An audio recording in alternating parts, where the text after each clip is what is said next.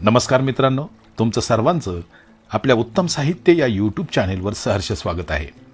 मित्रांनो, सध्या आपण पाहत आहोत अनोखी सफर या बाल कादंबरीच्या व्हिडिओंची एक सिरीज, आणि आज या सिरीजचा भाग 5 आपण पाहणार आहोत.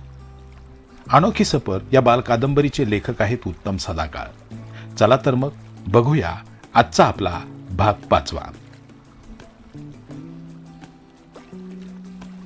बाबांची सुटका झाल्याने सगळे निर्धास्त झाले होते. आई आणि उषा मावशीच्या गप्पा रंगल्या होत्या. मन्या आणि दिगू एकमेकांशी बोलत होते. नमी मात्र त्यांच्याकडे बघत उभी होती. आई आणि उषा मावशी गप्पांच्या नादात घरात जायच्या विसरल्याने नमी त्यांना म्हणाली, मावशी, आम्हाला घरात नेणार ना, की इथेच उभे करणार आहेस? नमीचे बोलणे ऐकून मावशी चपापली आणि मग सर्वांना घेऊन ती घरात गेली. बाहेर हातपाय धुण्यासाठी घंगाळात पाणी ठेवलेले होते. सर्वांनी हातपाय धुतले. मग घराच्या बाहेरच्या सोप्यावर सगळे बसले. उषा मावशी आईला घेऊन स्वयंपाकघरात गेली. बाबा आणि नमी बसल्या बसल्या आजूबाजूचा परिसर निहाळत होते. मन्या मात्र दिगू बरोबर घराच्या परसदारी गेला होता. दिगू त्याला तिकडे असणाऱ्या गमती जमती दाखवणार होता.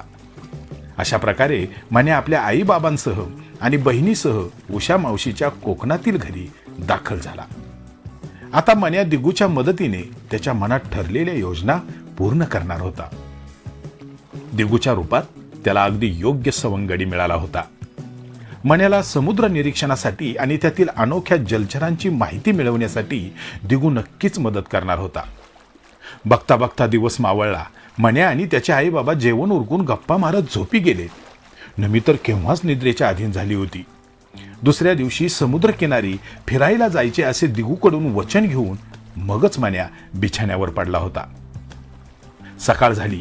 सकाळी मन्या लवकरच उठला. आंघोळ उरकून नाश्ता पाणी करून दिगूसह तो समुद्रकिनारी फिरायला गेला.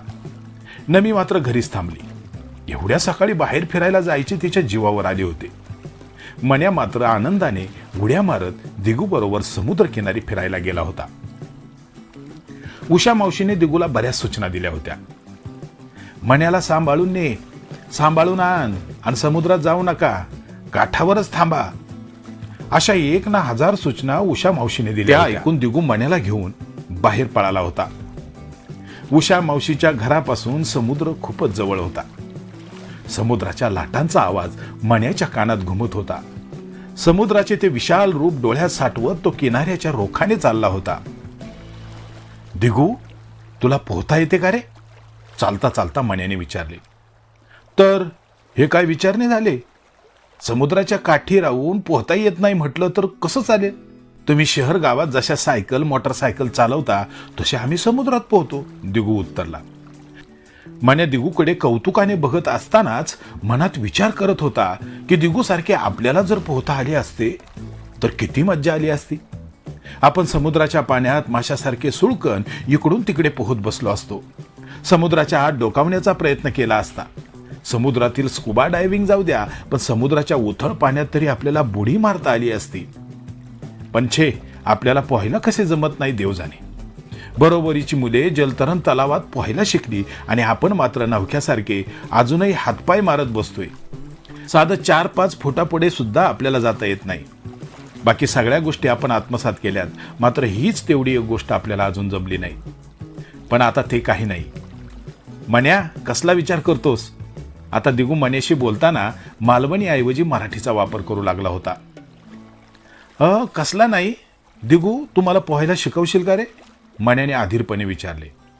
शिकवीन की, त्यात काय एवढे, पण आईची परवानगी तुला काढावी लागेल. चालेल, उषा मावशीला मी विचारेन, ती जबाबदारी माझी. मग काय, उद्यापासूनच शिकवतो तुला. आणि बरं का मन्या, माझे बाबा ना पट्टीचे पोहणारे आहेत. ते जर मदतीला आले ना तर मग तुझी काळजीच मिटली.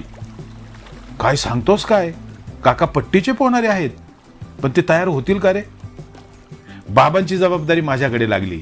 फक्त आईला तू सांभाळ. माझी आई माझे फालतू लाड करत नाही, पण बाबांचे मात्र तसे नाही. ते माझा हट्ट नेहमी पुरा करतात. मग ठरलं तर मी उषा मावशीला तयार करतो, तू काकांना तयार कर. उद्यापासून आपले मिशन समुद्र ठरले तर. आनंदून मन्या बोलला आणि दिगूनेही त्याला मनापासून दाद दिली.